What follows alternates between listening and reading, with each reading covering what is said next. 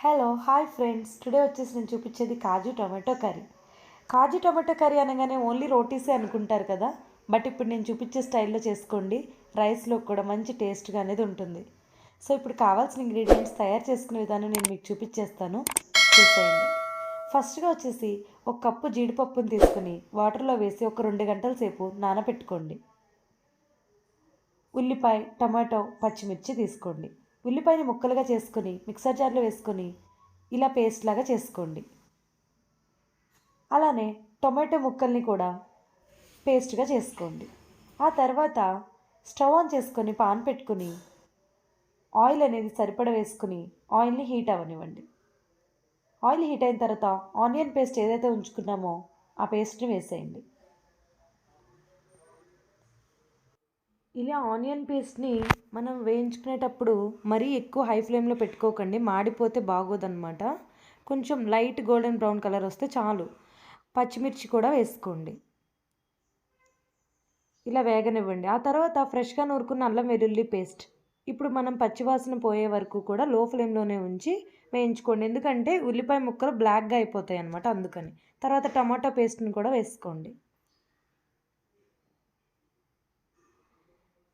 టమాటా pulp కూడా వేసుకున్న తర్వాత మొత్తం అంతా ఒకసారి ఇలా కలుపుకోండి. కొంచెం సేపు వేగనివ్వండి అన్నిటినీ. ఇలా దగ్గరగా అవుతూ ఉంటుంది.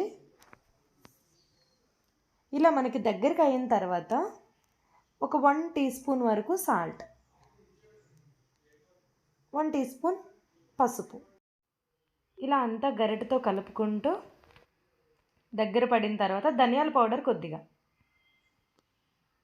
ధనియాల పౌడర్ కలిసేలాగా మొత్తం మిక్స్ చేయండి. సో ఇలా మనకి మొత్తం మిక్స్ అయిన తర్వాత దగ్గరికి అయిన తర్వాత నానబెట్టుకున్న జీడిపప్పును వేసేసుకోండి.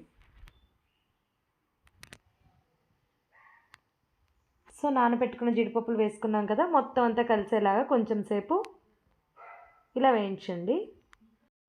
కొంచెం వాటర్ పోసుకోండి. కొంచెం ఇలా అయిన తర్వాత వేగి దగ్గరికి వచ్చాక కారం 1 టేబుల్ స్పూన్ వేసుకోండి. స్పైసీగా తినే వాళ్ళైతే ఇంకొంచెం కారం వేసుకోండి. నేనైతే 1 టేబుల్ స్పూన్ మాత్రమే వేశాను. సో కారం మొత్తం కూడా కలిసేలాగా ఒక 5 మినిట్స్ కలుపుకోండి.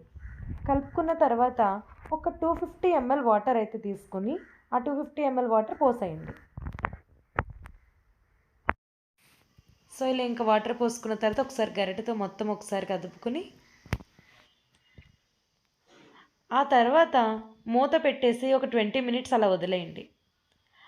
ఆఫ్టర్ 20 మినిట్స్ మనం మూత తీస్తే ఇలా బబుల్స్లా ఫామ్ అవుతూ ఉంటుంది.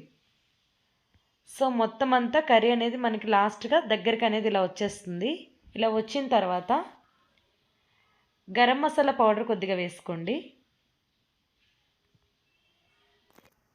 ఒకసారి గరం మసాలా వేసుకున్న తర్వాత మొత్తం అంతా కలిసేలాగా ఒకసారి కొంచెం సేపు అలాగే స్టవ్ మీద ఉంచండి, మీడియం ఫ్లేమ్లో ఉంచుకుని మొత్తం అంతా కలిసేలాగా తిప్పుకోండి గరిటెతోటి. సో ఎట్ లాస్ట్ ఇంకా మనకి రెడీ అయిపోయిందనమాట. సో కొత్తిమీర జల్లుకొని ఇంకా స్టవ్ ఆఫ్ చేసేసి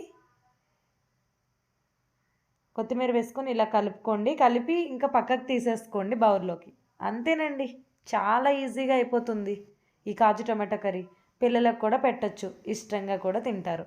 సో మరి నచ్చిందా నా ఈ కాజు టమాటో కర్రీ? నచ్చితే ఇంకెందుకు ఆలోచిస్తున్నారు, మరి ఒక లైక్ చేయండి. అలానే మీ ఫ్రెండ్స్ ఎవరికైనా ఈ వీడియోని షేర్ కూడా చేయండి.